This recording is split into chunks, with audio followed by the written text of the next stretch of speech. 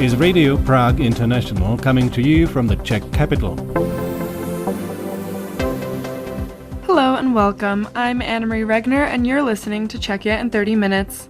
Coming up on today's program, a shortage of breast cancer drugs in Czechia triggers emergency measures. Czech film exploring folklore in the age of social media wins Student Academy Award. Prague off the beaten track. Vít Bohanka takes us through Prague's Little Hanoi, Sapa Market and Center. All that coming up after the news, brought to you by Vít Bohanka.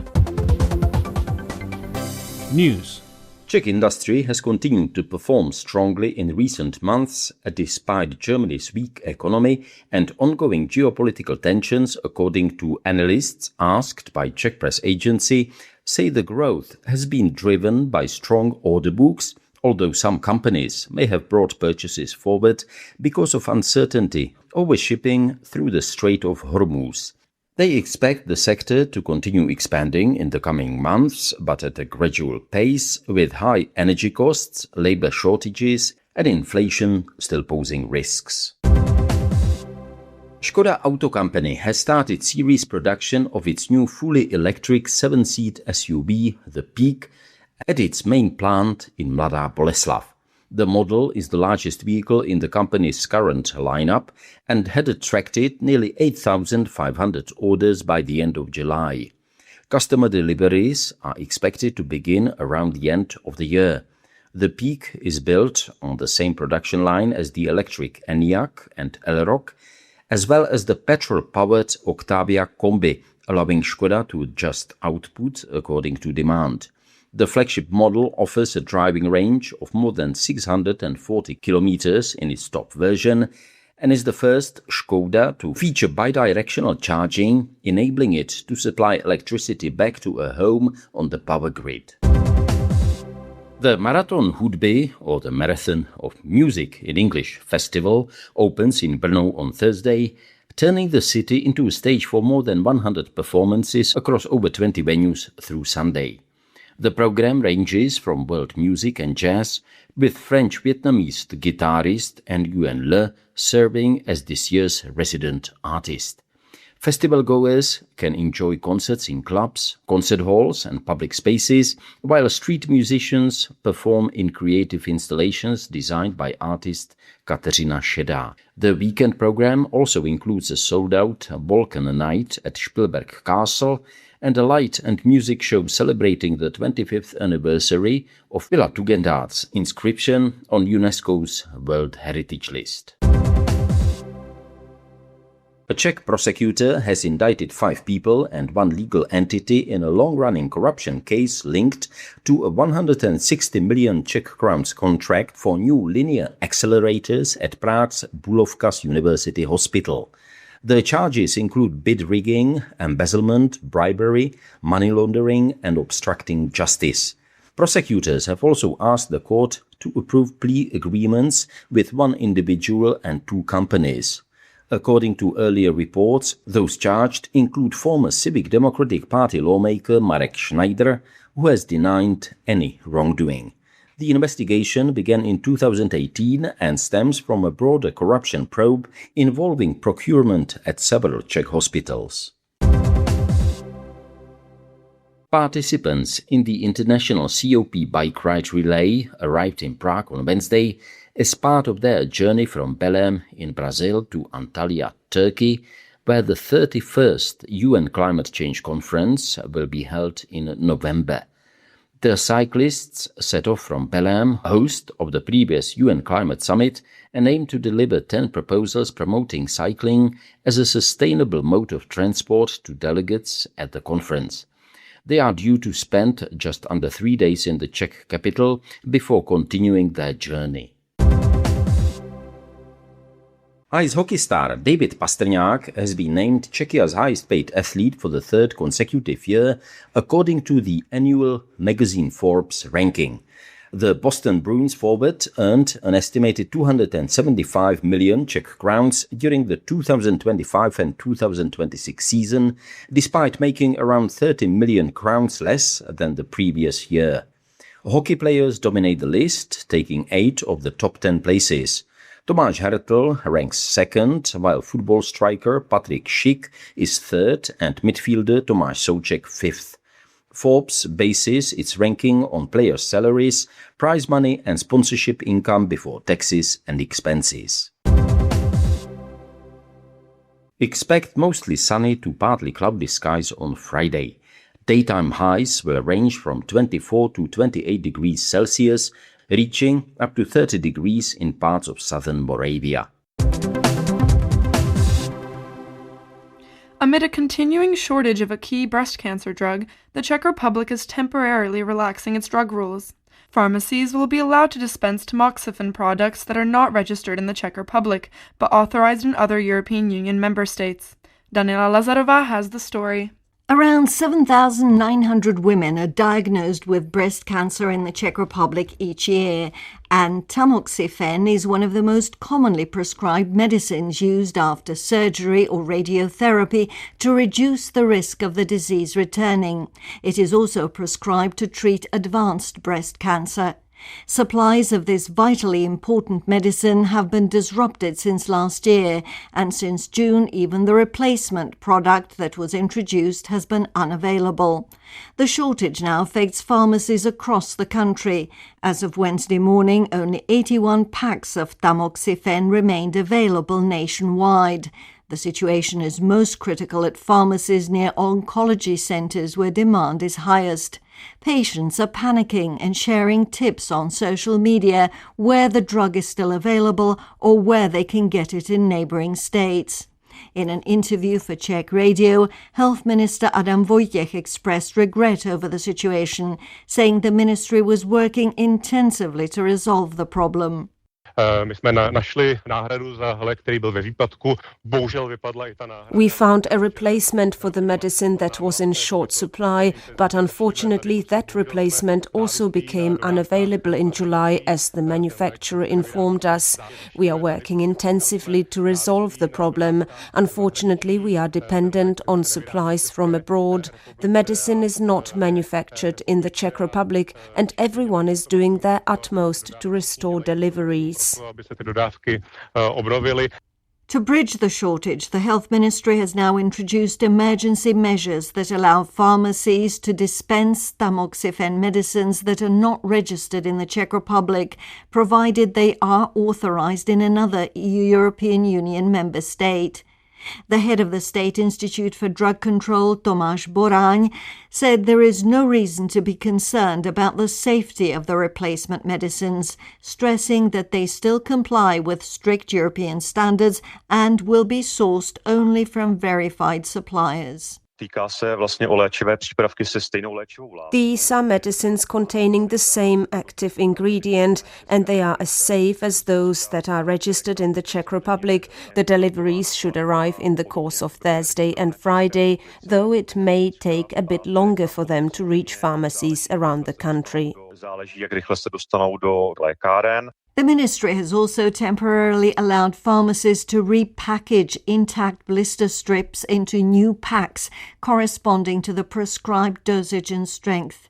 They will also provide patients with detailed instructions on how to take the medicine. This move should allow for available medicines to be distributed among a larger number of patients and will give the Health Ministry more time to secure fresh deliveries. Health Minister Adam Vojtěch said the ministry is aware of the gravity of the problem and is preparing legislative changes that will bind the state and pharmacies to create more robust reserve stocks of critical medicines in the future. That was Daniela Lazarova with that story. Czech film Volklore by Viktoria Štěpánová, a graduate of Prague's FAMU Film School, has won a Student Academy Award in the Alternative Experimental category. It is the first Czech film ever to receive the honor in that category. Like all Student Academy Award winners, Volklore is now in the running for an Oscar nomination in the short film competition. Ruth Franková has more. Tady v tom videjku se divneme do světa předků a tradic, protože folklore is the new way. Volklore is an experimental short film and video essay about a fictional Gen Z influencer called Vivi, who takes her followers through the traditional Moravian year. With humour and irony, the film explores what folklore might look like in the age of social media and TikTok. Speaking to Czech radio, Štěpánová said the title reflects the film's central idea. Já jsem vycházela z toho etymologického významu toho slova, takže volk jako lid. I based it on the word's etymology. Volk means people and lore means their customs and traditions. That felt like the core of the whole film. I wanted to show what the customs of ordinary people are today. Vlastně ukázat, co jsou zvyklosti lidu, ale třeba dnešního. Štěpánová says she wanted to reinterpret traditional customs in a way that would speak to today's younger audiences. Protože já jsem se nějak snažila přetransformovat přesně tady ty tradice toho. I wanted to reinterpret traditional rural customs in a language that Gen Z understands. To me, the stories and myths of the past are much like today's vlogs, and regional dialects play a role similar to the English expressions we use in today's world. Řečí je stejný jako tady ty anglicizmy, které používáme jenom v té nové době. The film was made as Štěpánová's graduation project at Prague's FAMU Film School and premiered earlier this year at the Karlovy Vary International Film Festival. Despite being deeply rooted in Czech traditions, it clearly resonated with international audiences, something that surprised even its creator. Ale mám tam teda jako hodně titulků, což ono je tam toho obsahu. There are a lot of subtitles already in the original Czech version. I had to translate not only the dialogue but also all the on-screen text and the interface elements. So I wasn't sure how much foreign audiences would understand because the film is deeply rooted in Czech traditions. To je hodně jako založený na českých tradicích. Štěpánová thinks the film may have struck a chord with American audiences because of how they view Europe's many different local cultures. Mně přijde, že ta Evropa obecně třeba pro, dejme tomu Ameriku. I think Europe, especially for Americans, can seem charming because we have all these small countries, each with its own culture. Their culture feels more blended together, while ours is very diverse. People also come to Prague because it feels like a fairy tale. So I think Volklore may come across as something charming and endearing to them. Přišlo, že ten film možná jim přijde takový roztomilý skrze to. This year's 53rd Student Academy Awards drew almost 3,000 submissions from nearly 900 universities around the world, with just 16 films honoured across 4 categories. Although Volklore has already been announced as one of the winners, it is not yet known whether it will receive a gold, silver or bronze award. The final rankings will be revealed during the Toronto International Film Festival on the 14th of September. Czech filmmakers have won Student Academy Awards before, including Jan Svěrák for Oil Gobblers in 1989, Daria Kaščejeva for Daughter in 2019, and Viktor Horák and Pavel Sikora, who took gold 2 years ago for The Fellow Countrymen. Thank you, Ruth Frankova, for that report.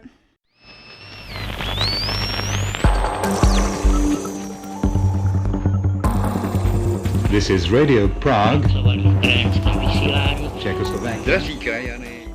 On the occasion of our 90th anniversary, Radio Prague International has decided to celebrate this milestone with you.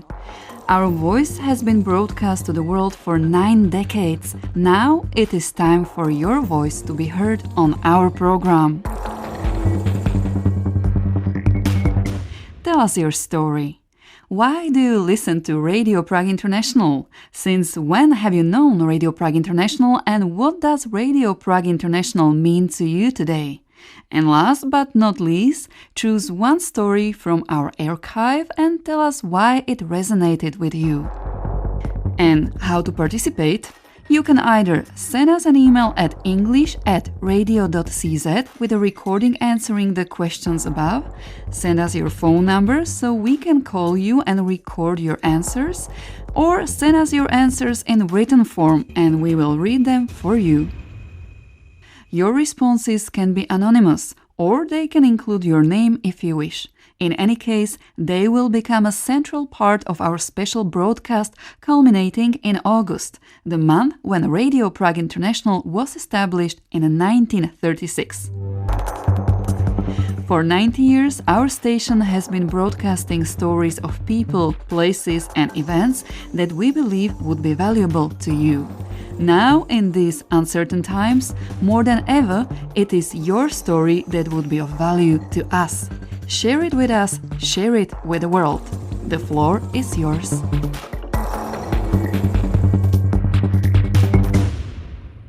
A reminder that you're listening to Radio Prague International, coming your way from the Czech capital. Now let's get ready for our immersive feature story. In this episode of Prague Off the Beaten Track, listeners are guided through Sapa, Prague's sprawling Vietnamese market complex in the district of Libuš. It's a unique space where commerce meets culture, offering everything from street food and household goods to legal services and community events. Now, without further ado, let's join Vít Bohanka on a trip to Sapa. Hello, this is Prague Off the Beaten Track and I'm Vít Bohanka. I wonder if you ever felt like taking a trip to Vietnam without leaving Prague. If you did, well then come with me to a place that many locals have heard about, but few have actually explored. At least I think so. It's called Sapa. Tucked away in the southern district of Libuš, Sapa is often called Prague's Little Hanoi. It's part wholesale market, part cultural hub, and we'll uncover the origins not just of Sapa and its cultural importance, but also the Vietnamese community here in Czechia. So, forget for a moment the astronomical clock and let's go off the beaten track.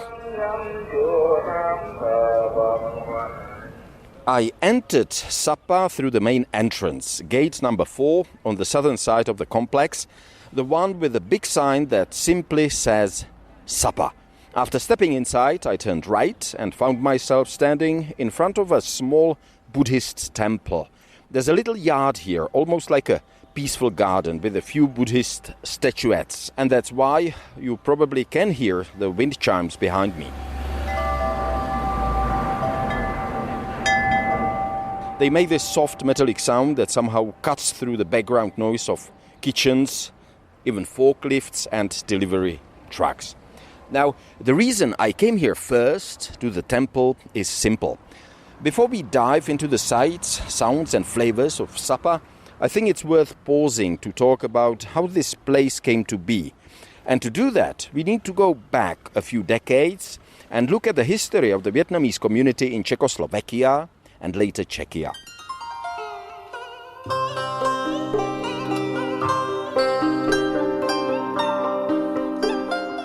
So, the history of Vietnamese immigration to Czechoslovakia goes back to the mid-1950s, when the first groups of Vietnamese, mostly children, affected by the war, were brought here as a part of international socialist solidarity. A major turning point came in 1973 when a series of agreements between the governments of Czechoslovakia and North Vietnam led to the arrival of thousands of Vietnamese workers, students and apprentices. Officially, the aim was to help rebuild war-torn Vietnam by training skilled workers abroad. But in practice, it also benefited Czechoslovakia, which gained access to cheap and often essential labor for its factories and industrial plants.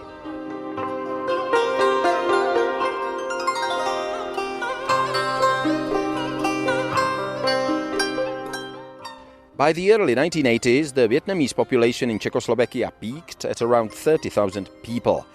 Most were men assigned to work in factories across the country, with the largest concentration, about 4,000, right here in Prague.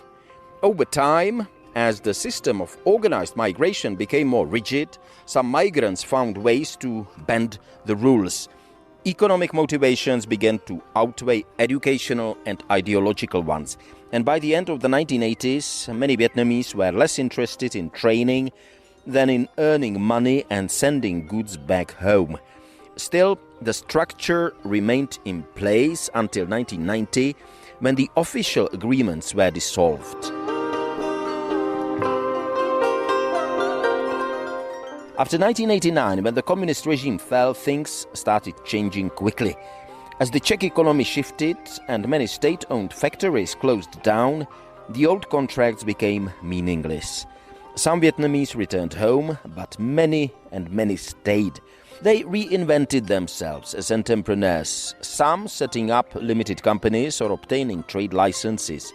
Others arrived from East Germany, Poland, Slovakia, or directly from Vietnam, either legally or via long and complicated routes.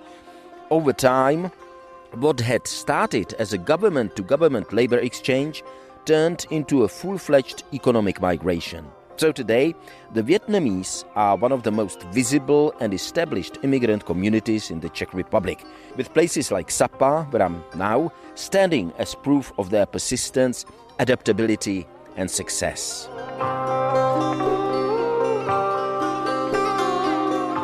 As the Vietnamese community grew and adapted to life in post-communist Czechia, many turned to small business as path to stability and independence. Early on, that meant usually selling goods at street markets or from stalls in public squares. But over time, those modest beginnings turned into something much more permanent.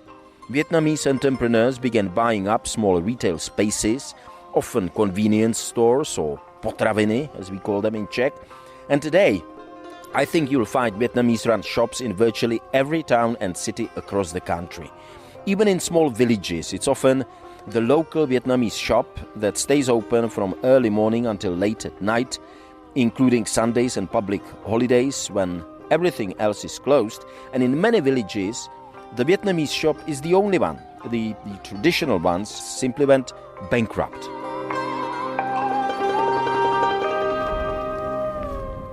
So, while the Vietnamese presence is spread out and woven into the fabric of everyday Czech life these days, Sapa, here in Prague, remains, I think, the undisputed center, the heart of it all.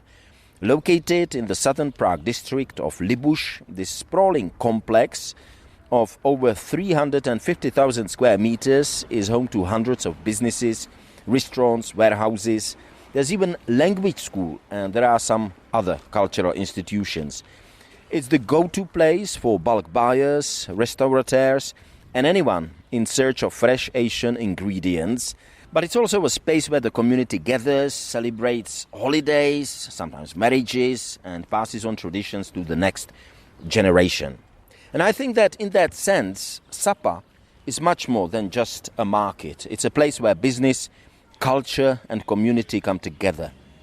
It reflects the journey of a whole generation, people who came from halfway across the world, often with very little, and built something lasting, vibrant and uniquely their own.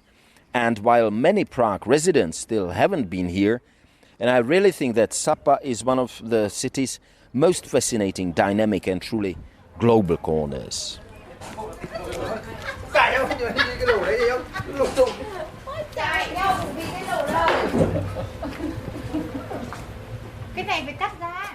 Now, I've just stepped out of the quiet little courtyard with the Buddhist temple, and now I'm walking along one of the Sapa's main commercial lanes. They are rectangular, there's more of them, and the entire area, depending on how you measure it, covers somewhere between 25 and 35 hectares, which is roughly 60 to 85 acres. And almost every square meter is put to use. On either side of me are shops of all kinds, many open-air stalls spilling out onto the pavement. There are quite a few cafes and restaurants too, surprisingly lively, even on an ordinary weekday in the middle of the day. I've just passed what looks like an insurance company, and as I understand it, and I think I mentioned, there's also a language school somewhere here. Further in, you come across the big industrial halls, probably the same ones once used for poultry and meat processing, now converted into indoor markets.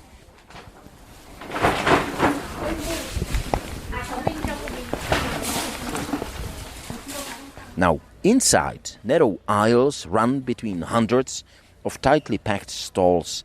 Most of them sell clothes, though you'll find all sorts of goods, electronics, cosmetics, household items, toys, tools, you name it. And this is also where some of the criticism of Sapa comes in. A good portion of the clothing sold here is either suspiciously cheap branded wear or obvious counterfeits, fake labels, knockoffs, or unbranded goods of questionable origin. Some may well come from factories operating under conditions that would raise eyebrows.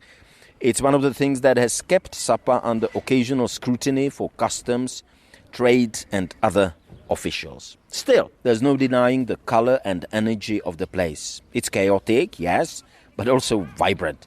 And if you're looking for a deal or just want to see a different side of Prague, it's hard to beat.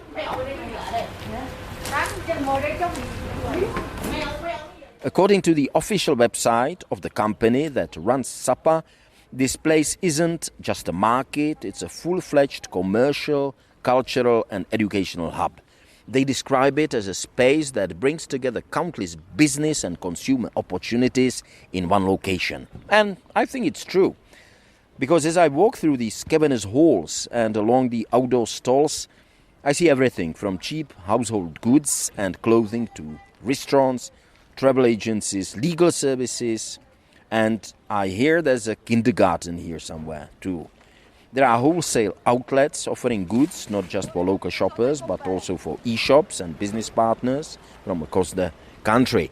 The range of products is really staggering. Everything from kitchenware and party supplies to cosmetics, car accessories and even electronic cigarettes.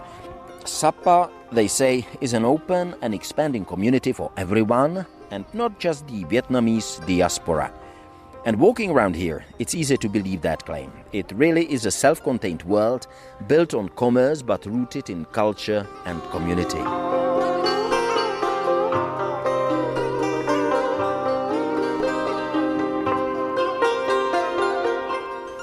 The relationship between Sapa and the surrounding Czech population hasn't always been smooth, to put it mildly. Like many immigrant communities building something of their own, the Vietnamese here have sometimes faced suspicion or resentment from locals.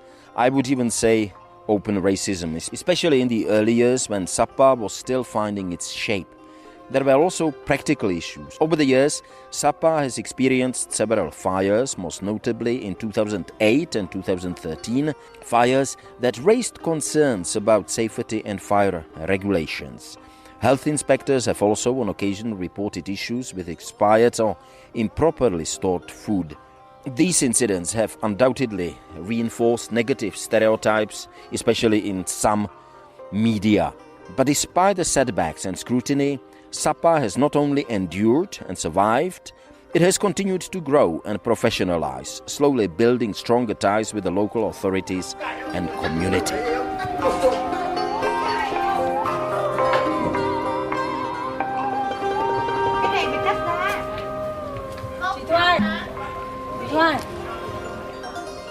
So, that's my little walk through Sapa, Prague's little Hanoi. It's not exactly around the corner from the Old Town Square, frankly, and getting here does take a bit of time. The easiest way is probably by metro and then bus, and yes, it's in the far south of the city. But if you want to see a completely different side of Prague, one that's kind of global, gritty, flavorful and full of life, it's absolutely worth the trip. And as always, you'll find map, some photos and extra info on the Prague Off the Beaten Track page at the Radio Prague International website. So, thanks for listening and see you somewhere unexpected next time.